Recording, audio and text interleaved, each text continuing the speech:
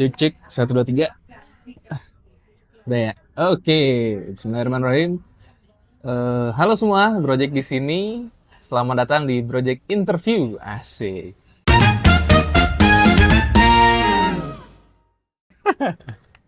Ya ini konten perdana Project nih yang interview. Harusnya sih sama orang lain, cuman hanya 2 orang ini yang available. Yuk coba perkenalkan siapa nih? Ini senior Project nih ya, 2 nih ya. Satu Pak Umar, Kita pemain cadangan ya. satu lagi Pak Heldi. Ayo diperkenalkan nih siapa nih Pak Umar? Ya, Sekarang kita sibuk apa Pak? kemarin dagang duren nggak laku. Kita praktisi pasar modal aja. Praktisi pasar modal. Kalau yang satunya nih, ini senior banget nih ya buat teman-teman yang nggak tahu PTB dia yang IPO men. Nah itu. itu gimmick yang selalu lucu untuk diceritain. Gimana? Ini Kok lucu? Oh iya. Itu real itu. Real ya. Cuman keren aja gitu loh. Nggak keren sih, zaman itu sih nggak keren. Gitu. Tapi kalau zaman sekarang ya mungkin bisa yang keren. Oke, ini Project bersama Pak Umar dan Pak Heldi. Ya, hari ini di konten perdana ini Project sih kayaknya pengen nanya tentang IPO ya, karena ini 2 orang ini salah satu senior juga ya di keuangan yang di pasar modal yang biasa berkutak ya, berkutik kutak dengan perusahaan IPO. Mulai dari mana lu nih? Terserah aja kita. Lu tanya gue jawab. Asik. Kalau enggak ya gue ngerokok gitu. Nih, kita mulai dari kayak pendapat pendapat Pak di sini IPO tuh kayak gimana? Sebenarnya IPO tuh apa sih? Gue coba jawab dulu ya. Yang Ya. yang textbook nih. Boleh. So basically IPO itu kan salah satu bentuk funding dari perusahaan. Jadi kalau ada perusahaan mau ekspansi banyak gitu-gitu, itu bisa minjem duit sama bank, bisa issue bonds. Tapi issue bonds berarti kan dia mesti bayar pokok nanti gitu ya. Hmm. Atau IPO. So simply IPO itu adalah salah satu bentuk funding untuk raising cash, ujungnya dipakai buat working capital atau OPEX atau CAPEX gitu loh. Kira-kira gitu. Kira-kira kayak gitu. Jadi itu adalah proses funding yang paling murah. Kalau dari Pak Heldi ada taman nggak? Sebenarnya secara konsep sih konsep dasarnya ya emang hampir sama lah seperti yang tadi udah dijelaskan sama Pak Umar. Jadi adalah IPO itu adalah salah satu di mana perusahaan untuk memperoleh dana segar yang relatif lebih murah dibandingkan dengan kalau misalnya kita raising fund atau mencari pinjaman dana dari bank gitu kan. Ya notabene paling simpelnya aja lah, kalau kita mencari dana katakanlah proceed itu sekitar katakanlah 100 miliar gitu kan. Kalau misalnya kita dari bank itu kan pasti penilaiannya atau value-nya itu bisa jadi cuman dapat sekitar 75%. Ya, nggak full lah bisa Nggak bilang. full lah gitu. Ya. Dan ada sifat yang namanya hipotek atau kolateral sebagai Ya. jaminan. Tuh. Karena Mesti itu ada sifatnya pinjaman. Ya. Ya kan. Tapi kalau dari IPO, as long as memang projectnya bagus, bisnisnya bagus, future-nya juga bagus, probabilitas untuk mendapatkan full 100 miliar itu lebih terbuka. Gitu. Jadi notabene ya tanpa adanya hipotek ya, tanpa adanya kolateral. Tapi yang harus menjadi catatan bahwa adalah pada saat melakukan penawaran saham atau IPO, yang akan diperhatikan oleh investor atau calon investor itu adalah apa yang dipaparkan di dalam prospektus. Prospektus ya. Ya, kalau misalnya menawarkan project atau mencari dana talangan untuk bayar utang, ya itu nggak seksi lah. Ya kan. Instead of akan lebih seksi kalau misalnya dana talangan atau mencari proceed di pasar modal atau di dalam bentuk IPO sebagai ekspansi, pengembangan atau inovasi itu akan lebih seksi. Oke. Tapi sorry gue potong dikit tambahin. So basically gini, Bu, nggak dosa Lanjut ya. lagi. Nggak dosa kalau lu IPO buat bayar utang. Nggak dosa. Kenapa nggak dosa gue bilang? Karena misalkan lu punya utang 100 miliar sama bank, terus dapat IPO, terus lu bayar buat bank 50% gitu. Maka nanti di revenue lu tahun depan itu biaya bunganya itu kan hilang setengah. Iya. Jadi pasti ujungnya menaikkan net income. Oke, bentar. Jadi gini. Jadi tadi sesimpel kalau IPO itu berarti dapat dana segar dan cenderung atau relatif lebih murah. Ya.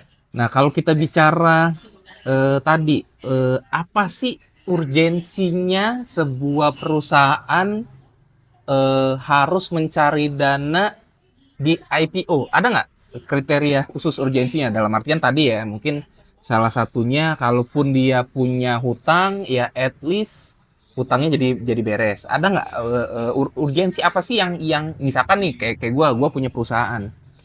Eh, Ketika apa yang paling bagus gue sudah mulai melek ke IPO, karena kan sebenarnya tadi ya di Om Umar juga kan udah mention bahwa sebenarnya source pendanaan itu nggak cuma IPO, ada juga obligasi, ada juga utang bank dan segala macam. Maksud gua Kayak di titik apa itu tuh? gue coba jawab ya. Theoretically, ketika kita jadi listed company, maka cost of fund lo itu relatif murah. Misalnya gini, sebelum IPO kita punya utang bank, bunganya 12%. Ketika lo IPO harusnya sih udah jadi 9% bunganya, karena lo TBK.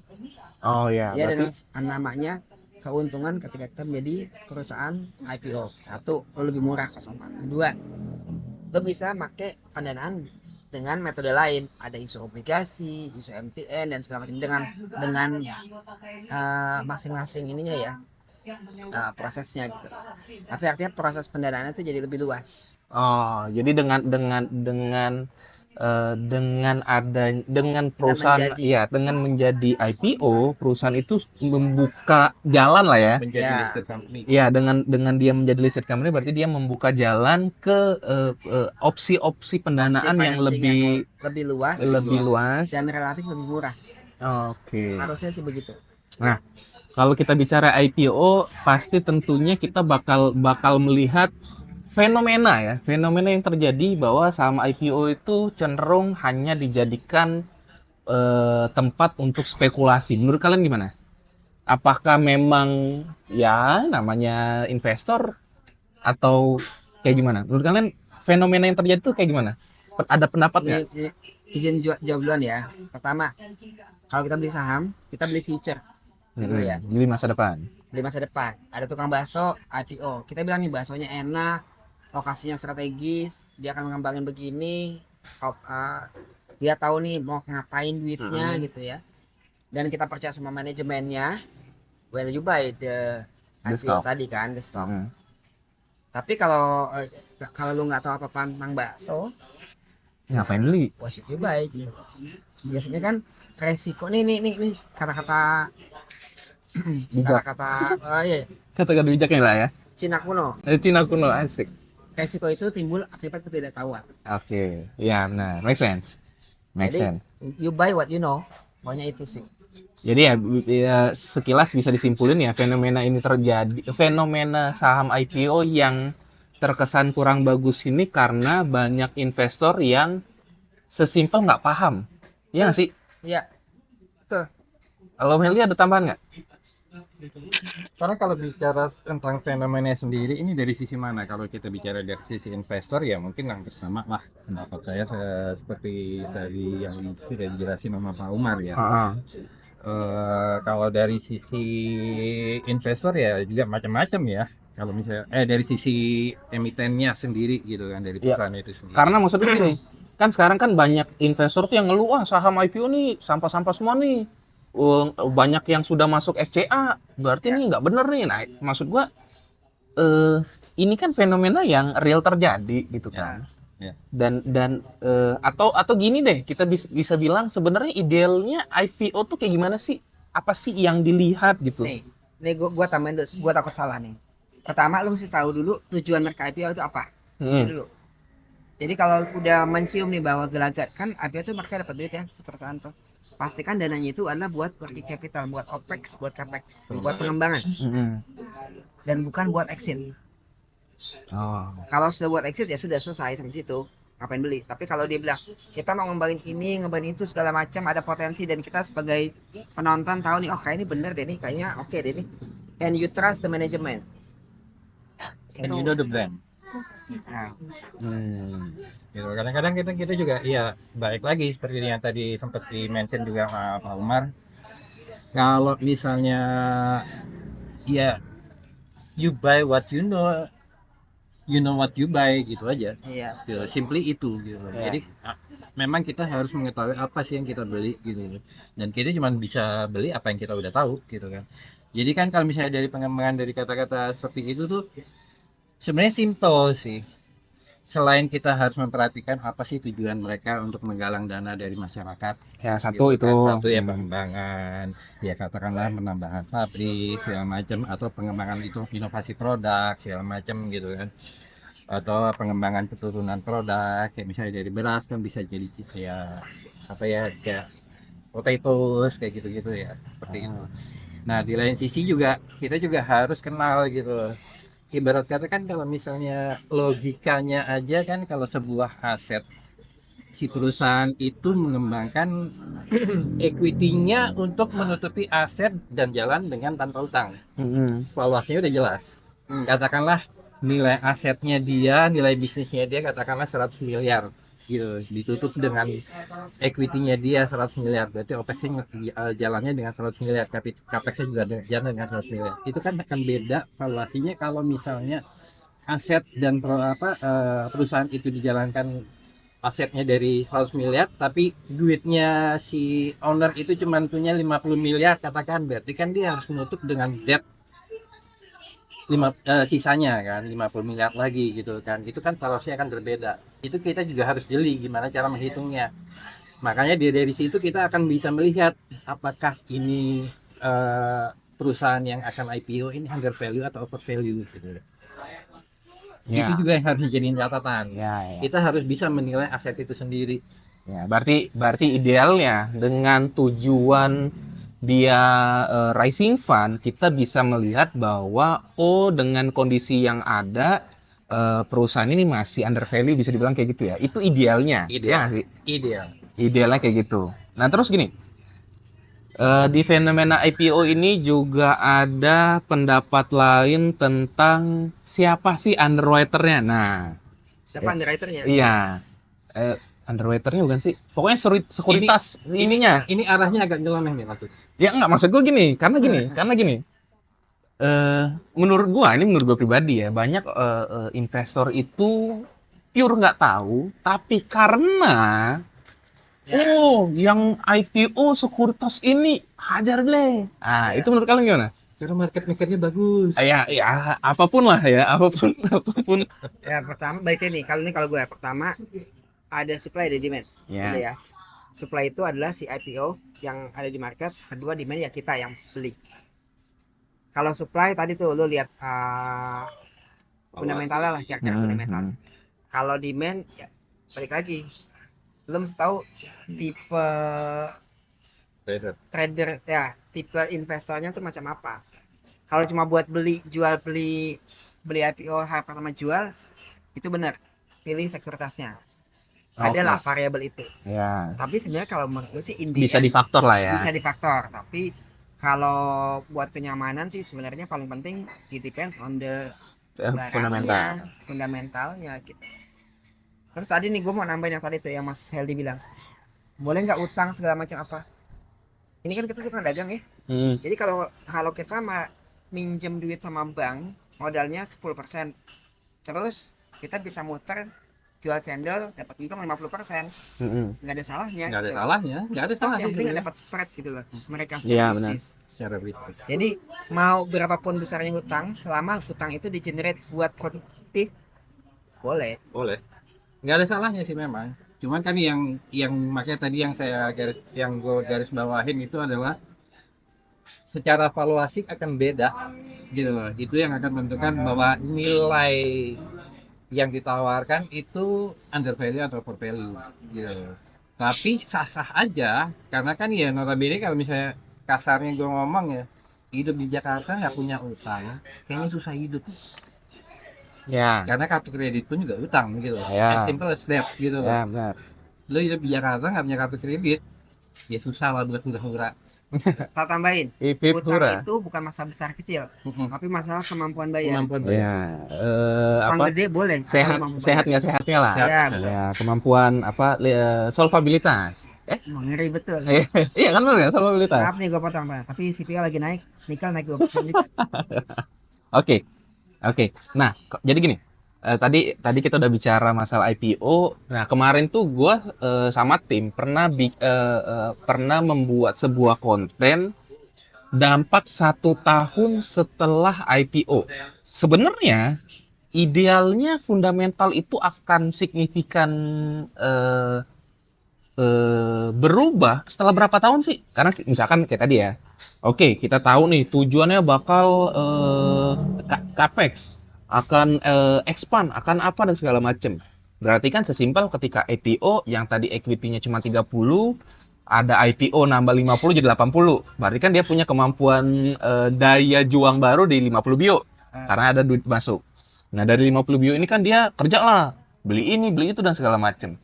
Nah, kalau dari sisi fundamental, sebenarnya idealnya berapa tahun sih dana IPO itu berdampak ke kesehatan perusahaannya? Apakah ada nggak? Iya, Maksudnya ya. ada nggak analisanya atau ada nggak gambaran Pertama, setahun tuh sebenarnya ada dampaknya atau nggak? Sebenarnya ya IPO ya lu nunggu 2 tahun dulu atau gimana? Apa tergantung sektornya? Gimana coba? ini macam bener aja gue jawab. Ya Tapi macam insya Allah bener. nggak apa-apa. Pertama tergantung industrinya. Oke. Jadi kalau ngomongin CPO itu daya tanamnya tuh 7 tahun. Ya, karena lagi naik. Karena lagi naik. Jadi lo beli itu bukan berarti habis lo punya dapat duit di lending terus tanam terus Langsung muncul. 3 bulan dapat bisa jual, enggak. Ah. Itu bertahun-tahun lo nunggu dapat returnnya. Hmm. Tapi kalau yang kayak sektor atau properti dapat duit di lending, habis lending ada proses bikinnya, jualannya, it takes a year atau 2 tahun gitu. Hmm. Yang paling cepat adalah jasa pastinya. Oke. Jadi sebenarnya balik lagi mesti tahu dulu nih sektor apa dulu Oh. yang kita omongin ini. Ya, make sense ya, make sense sih. Jadi sebenarnya ya balik lagi ya karena gini maksud gua kan kalau kita bicara saham IPO kan tentunya kita nggak bisa melihat dari tren pergerakan saham kan, karena pasti nggak relevan, ya nggak sih? Karena ya maksud gua kayak gua sebenarnya pengen ngambil contoh brand lah, Ah, ya kan? Brand IPO dengan harga yang relatif mahal. oke. Ketika IPO harganya bergerak makin mahal. Oke.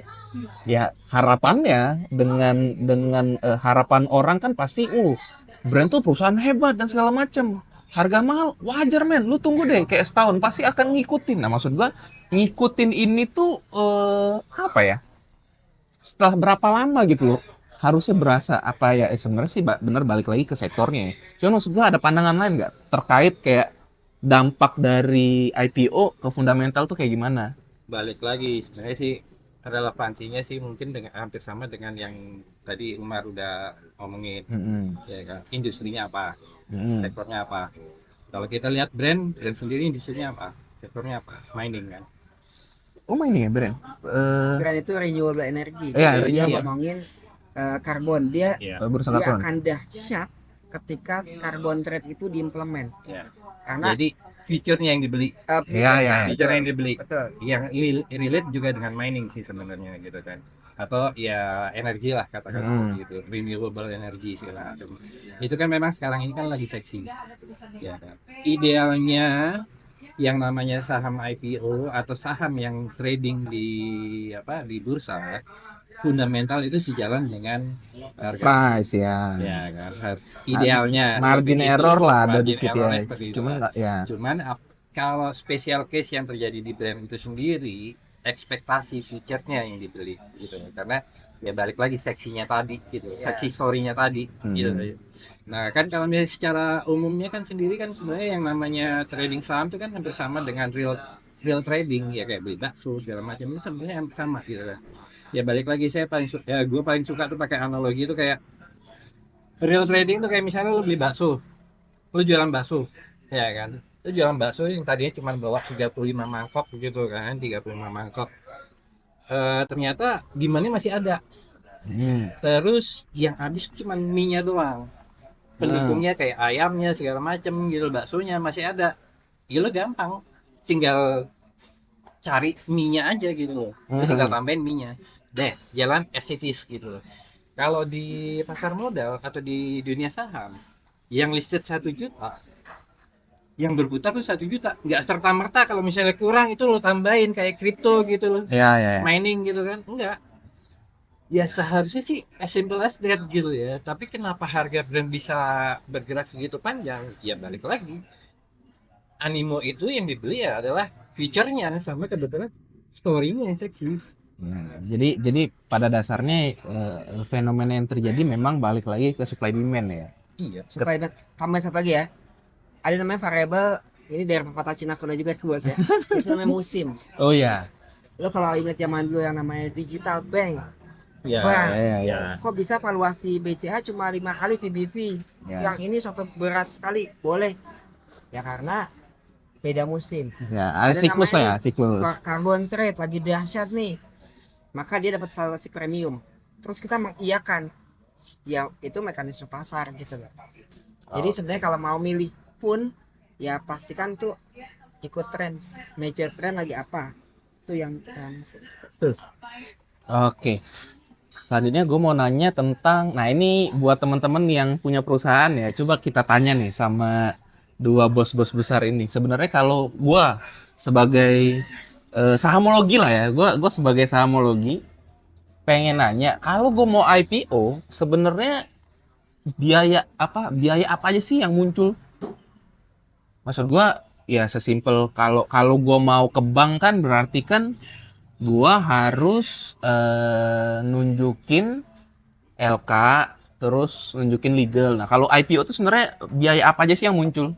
Karena banyak juga yang nggak paham bahwa yang gua tahu ini isunya ya, isunya banyak juga emiten yang fail di pasar modal itu karena dia quote on quote ditipu lah. Ya nggak sih? Bukan ditipu ya, di ya ada biaya-biaya yang nggak clear gitu. Nah, sebenarnya maksud gua pihak-pihak apa Kita aja sih kita yang mendingan muncul? nggak usah ngomong biaya dulu deh. Kalau dia ngomong biaya itu kan number. Enggak ya, maksudnya apa aja yang Ya, harus dibayar? variabelnya Bukan yang harus masalah price-nya ya. disediakan, Ya. variabelnya yang harus disediakan ya seperti tadi yang sudah dimention kan sebenarnya ya. Jadi kalau misalnya untuk IPO yang jelas fundamentalnya udah jelas. Ya. Cerita dari fundamentalnya udah jelas. Ya notabene laporan keuangan Ya. yang sudah audited itu yang dibutuhkan untuk si regulator. Berarti satu Dari laporan sisi keuangan ya audit. numbersnya udah jelas, ya dari sisi legalnya untuk mendukung numbers itu juga udah jelas, ya kan berarti audit sama legal. Legal. Oke. Ya. Dua Terus nih, audit sama legal ya. yang selanjutnya adalah buat apa sih lo IPO? Ya kan, dan itu akan dipaparkan dalam ceritanya itu akan dipaparkan dalam bentuk prospektus. Oke. Ya kan? Nah, kalau misalnya kita ngelihat muncul variabel cost nantinya numbers seperti apa ya? Toh biaya KAP kan udah jelas. Mostly ya berapa sih sekarang biayanya antara 350 sampai 700 lah. Ya, biayanya belakangan aja deh. Ya, variabel Berarti lah kan satu gitu ya. tadi cost untuk IPO sendiri berarti kan satu KAP, kedua legal, terus apa lagi? Underwriter, Underwriter, kalau ada advisory, advisory. profesi penunjang yang lain ya, profesi penunjang, Iya ya, penunjang. apa aja nih? Tadi itu Underwriter, ada KAP, KAP, underwriter, advisory, ada legal, legal ada udah. notaris, ada Notaris. BAE. BA itu apa? Biro Administrasi Efek ya? Efek. Oh, yang nanti bakal nulis custody dan segala macam ya? Ya. Oke. Maksudnya itulah. Ada lagi nggak? Nggak ada ya. BAE, Selebihnya itu, ya underwriter. Regis ke bursa tuh bayar nggak? Itu si underwriter yang ngurusin. Oh, tapi bayar berarti kan? Bayar. bayar. Berarti itu include biaya underwriter. Ya. Bisa.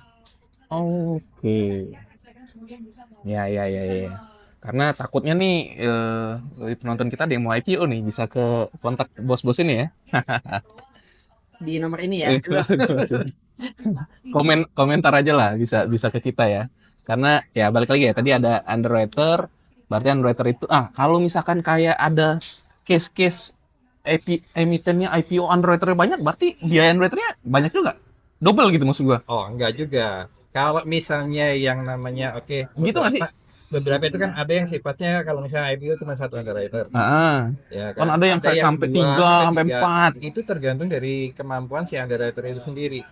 Katakanlah MKBD, kita bicara MKBD atau modalnya yang punya si sekuritas. Jadi maksudnya Kalau misalnya kita katakanlah cuma 30 sampai 50 bio, katakanlah sekuritas A dia punya memang Masih sanggup lah ya. sampai 50 bio itu masih masih sanggup gitu. Ya. Oke, cuma satu. Tapi ternyata kalau misalnya ternyata dia yang cuma sanggupnya 35, berarti harus ada Underwriter joint kedua. lead lagi, yang satu lagi yang underwriter kedua.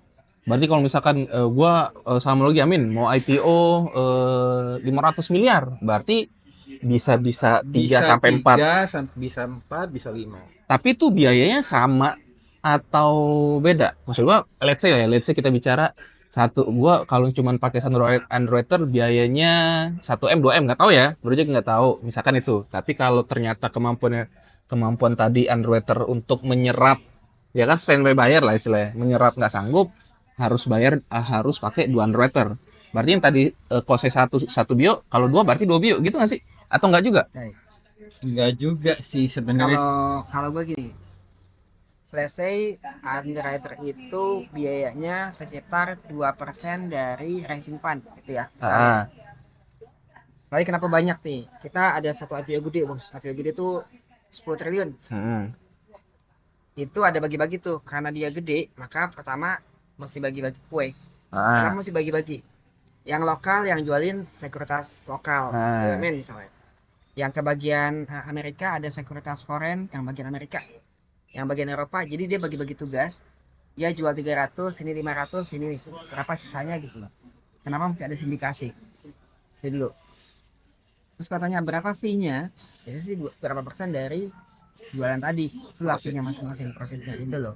Oh. Kalau yang size gede, Oh. kalau size kecil itu Ya, beda. ya, jadi masih bisa diatur lah ya teman-teman ya. Oke, gue balik lagi sebenarnya ke masalah IPO tadi ya. Gue mau Ini nanya, ngobrol mulu nih, bayarnya apa? nanti. Gue mau nanya terkait tadi, aduh, gue jadi lupa ya. Mau apa ya? Jangan bahas yang negatif-negatif loh. Ya enggak lah. Justru gue pengen membuat investor itu lebih melek terhadap IPO gitu loh. Dalam artian fenomena IPO tuh ya ada, mau nggak mau ya teman-teman harus yang bisa teman-teman kontrol ya itu yang harus teman-teman lakuin gitu loh. Kalau kita sebagai investor cuman bisa ngontrol resiko ya resiko aja yang kita kontrol gitu kan. Terkait lu karena gini, maksud gue keresahan gue banyak investor tuh yang ngeluh ke bursa banyak saham yang jelek. Oh iya, gue tadi mau nanya tentang ini, jadi ingat kan? Terkait make up. Nah, kan Makeup artist. katanya nih ya, katanya kan common practice sebuah IPO itu pasti di make up. Maksud gue gini, eh make up itu nampak nggak di prospektus? Coba jawab ya. Hmm. Makeup itu lo bedakin orang, tapi tergantung fundamental orang tersebut, betul nggak? Hmm. Simpelnya gini, ada orang mukanya hitam, terus lo makeup jadi putih, itu kan Nggak bisa pasti berapa banyak bedak. nggak bisa banyak kan. Jadi yang namanya makeup di sini sebenarnya jangan sampai misinterpretation. Oke. Lo punya basic namanya laporan keuangan 3 tahun sebelumnya. Hmm. 3 tahun sebelum itu akan memprediksi 3 tahun atau 5 tahun ke depan. Hmm. Jadi 3 tahun yang sebelumnya itu baseline lo untuk mengetahui average-nya pertumbuhannya berapa, revenue berapa, net income berapa. Terus lo plot ke future. Oh, berarti kurang lebih dalam 5 tahun ke depan dia akan segini. Jadi jangan bilang itu sebagai make up sih, tapi prediksi atas result yang telah terjadi 3 tahun terakhir.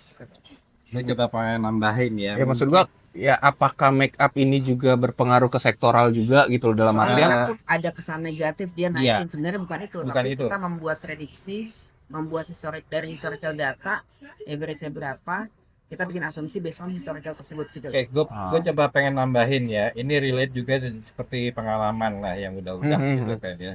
Pada saat ada orang minta Pak Heli, gue pengen IPO segala macam gitu, atau pada saat gue pitching. Ini relate mungkin dengan makeup ya, setuju. Jangan terlalu jauh menganggap makeup itu adalah sebuah hal yang negatif. mengubah sesuatu yang tadinya jelek menjadi cakep tapi terlalu berlebihan, enggak. Simply gini, relate dengan yang tadi. Kadang-kadang orang tuh yang namanya emiten juga atau calon emiten itu juga harus dipikir gini. Katakanlah yang namanya perusahaannya yang tadi seperti yang tadi awal gue juga di awal gue juga bilang kan, asetnya berapa gitu, Ya, equity-nya ya, ya. berapa, ya simply lo punya modal berapa, ya kan, average lu per tahun tuh berapa, Ya. revenue ya, apa Ya. penjualannya gitu kan, ya kalau misalnya punya modal 15, katakanlah equity-nya 15, average pendapatan per tahun katakan 5%, layaknya logiknya itu mungkin dia secara value-nya, present value-nya, value saat ini mungkin sekitar 20 sampai 25, ya Mm-mm. kan. Kalau dia mau nyari dana segar dari IPO 30 sampai 35 masih make sense. Tapi kalau nyarinya 100 bio, nggak make sense, nilai perusahaan lu cuma 25 bio. Nah, yang nggak maksud gua hal yang nggak Ya, make sense itu kebaca nggak sebenarnya di prospektus? Karena kan seharusnya kebaca. seharusnya kebaca ya. Seharusnya kebaca, gitu loh. Seharusnya kebaca. Karena kan maksud gua gini, harusnya ini gua nggak tahu ya, gua juga nggak buka data. Balik lagi seperti yang tadi kita juga udah bicarakan. Ya kita udah obrolin juga kan. Ya know what you buy and buy what you know gitu. Iya, makanya maksud gua selama kita bisa ngecek make up-nya nggak terlalu tebel, harusnya kan masih make sense kan kita untuk berspekulasi tentunya tetap kan Iya. ke saham tersebut. Betul. Karena maksud gua gini, balik lagi kan ketika teman-teman berinvestasi di saham IPO ya mau nggak mau kan teman-teman baca prospektus. Di prospektus itu kan pasti ketahuan tuh harusnya ya. Tadi kalau penjelasannya sih ketahuan harusnya make up itu sejauh mana. Nah, itu Iya. eh, Relate juga dengan itu. Ibarat kan kayak gini lah. Kayak misalnya yang mau IPO katakanlah ya kita ngambil contoh aja lah. Ngambil Aha. contoh yang rata aja lah gitu kan. Kalau misalnya relate dengan yang namanya modal ya katakanlah ya mungkin kalau ngambil sambil joknya itu cireng lah gitu kan. Lu bikin cireng modal 1.500 ya kan. Orang udah tahu cireng itu harga berapa gitu kan ya. 1.500 antara 1.500 sampai 3.000 sampai 5.000 gitu kan. Tiba-tiba dia mau jualnya ke lu 25.000, make sense. ya Sementara make lo sense. tahu marketnya itu cuma 15.000, ya 1.500 sampai 2.000 gitu. Ya. Masih mau dibeli? Harusnya sih jangan Mm-mm. gitu loh. Ibarat ya sama dengan kayak branding bank gitu loh. Kalau bank UMKM dengan bank yang namanya internasional sifatnya itu kan value-nya beda gitu loh. Lebih menarik yang mana gitu kan. Ya, poinnya sih gini, gue pengen jelasin ke teman-teman bahwa ketika teman-teman berinvestasi di pasar modal itu, terutama di sama IPO, ya teman-teman harus tadi sering banget di garis bawain ngerti yang namanya prospektus, karena cuma dari situ teman-teman bisa ngecek apakah ini logik atau enggak. Karena pada dasarnya ya prospektus itu bisa aja di make up, bisa aja enggak. Bukan enggak sih, logis atau cuma enggak. minum doang ya. Hah? Minum dong ya, ntar dibayarin ya. Gimana? Ada lagi tambahan? Cukup Kalau ya? mau simpel tadi sebenarnya lihat tadi historical data persen net profit marginnya berapa, gross profit margin berapa. Kalau tanpa modal aja segitu, maka ketika ada modal baru harusnya dia lebih Lebih boom lagi lah bisa dibilang. simpel aja. Ya, itu teman-teman. Nah ini daging semua nih ya. Semoga bermanfaat. Ada pesan terakhir? Pesan terakhir sebelum gue ceburin ke belakang. Gak usah udah. Pesan-pesan terakhir Ya, buat mungkin teman-teman kalau- yang mau berinvestasi di saham Kalau IPO. ada teman-teman yang mau nanya-nanya seputar IPO atau malah berniat untuk melakukan IPO bisa hubungin Maju dikit. bisa hubungin kita di sini. Lewat project juga boleh. Siap tuh. Di nomor yang ini. Tuh. Kalau teman-teman mau IPO boleh ke kita. Kalau teman-teman yang mau invest di IPO, tipsnya tadi ya, lihat prospektus, pastiin make up-nya nggak berlebihan. Pasti pakai duit Terus- cash, Ah, jangan pinjol. Jangan itu. pinjol. Itu sih ya. Karena gue ngerasa investor sekarang yang ngeluh dengan saham IPO, gue yakin sih mereka nggak ngecek fundamental. Iya nggak sih?